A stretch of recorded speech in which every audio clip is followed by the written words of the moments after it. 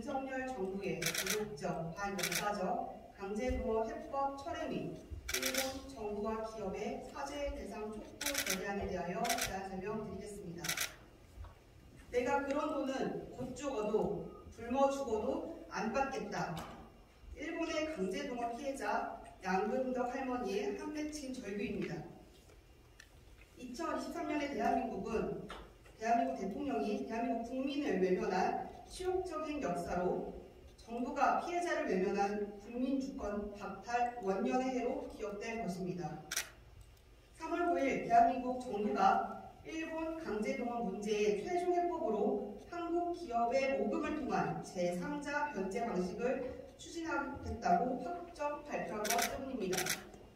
이는 2018년 대한민국 대법원에 강제동원에 대한 전범 기업의 책임을 인정하며 판결한 배상 결정을 뒤집는 반헌법적 행위입니다. 민주주의의 기본 원리인 삼권 분립에도 정면으로 대치됩니다. 더욱이 불법적 식민 지배와 침략 전쟁으로 인한 피해의 구제를 명시한 대한민국의 대법원의 판결을 대한민국 정부가 스스로 부정한 것도 모자라 3.1절 제104주년 기념사에서 윤석열 대통령은 우리가 세계사 변화에 준비를 못해 국권을 상실했다라는 망언으로 일제의 식민지 침략을 우리 책임으로 돌리는 일본이 그토록 원했던 합법적 식민 지배 주장을 펼쳐 어느 나라 대통령인지 되묻지 않을 수가 없게 되었습니다.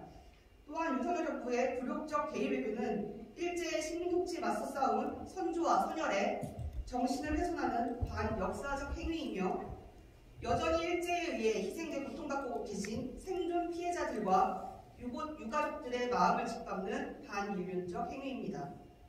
1930년대 40년대 강제동원된 한국인들은 비상식적이고 비인간적인 고된 노역에 시달리면서도 임금이나 식사 등 최소한의 권리조차 보장받지 못하고 구타와 체벌 등을 당하는 등 가혹한 노동 착취와 심각한 인권 유린을 당했습니다.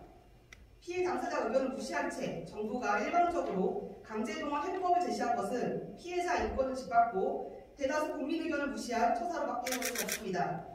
강제동원 피해자들은 조건 없는 일본의 진정성 있는 사과와 일본 기업의 배상, 즉 인간이면 존중받아야 할 존엄성 회복을 요구하였으나 일본 기업에 직접 사과는커녕 한국 기업에게 배상을 떠넘기는 행위는 피해자들의 인권을 일본 정부가 아닌 윤석열 현 정부가 짓밟은 것입니다. 국민의 존엄과 권리를 지켜야 할 대한민국 정부가 피해자의 동의 없이 자신들이 만들어낸 방법으로 피해자들에게 용서를 강요하고 대한민국이 가해자들에게 면죄부를 준다면 윤석열 정부에게 국민은 누구이며 국가의 존재는 무엇인지 묻지 않을 수 없습니다.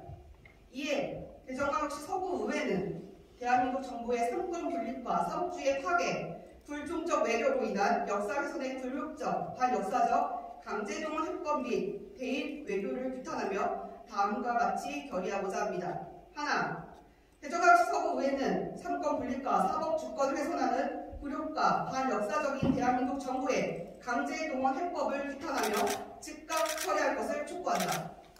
하나, 대전광역시 서구의회는 대한민국 정부가 강제동원 피해자들에 대한 일본 기업의 배상과 직접적인 사과가 이루어질 수 있도록 피해자 중심의 외교적 노력을 다할 것을 촉구한다.